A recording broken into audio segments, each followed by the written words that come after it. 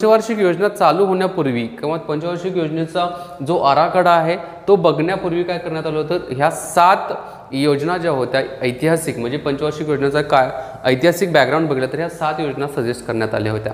पुन्हा एकदा मी म्हणतो की विश्वेश्वरय्या योजना होती 1934 साली आली होती. त्याच्यानंतर फिक्कीची योजना होती. या फिक्कीच्या योजनेनंतर काय करण्यात आलं होतं की काँग्रेस प्लॅन जो होता, काँग्रेस प्लॅन आला होता. काँग्रेस प्लॅन नंतर मुंबई योजना आली होती. मुंबई योजनेनंतर आली होती गांधी योजना आली होती. गांधी योजनेनंतर जनता योजना होती 1945ची आणि सर्वोदय योजना जी होती 1950ची होती. गांधी योजना 1944ची होती. तर अशा प्रकारच्या काय तर ह्या 7 योजना होत्या. आता हे आपण बघितलं.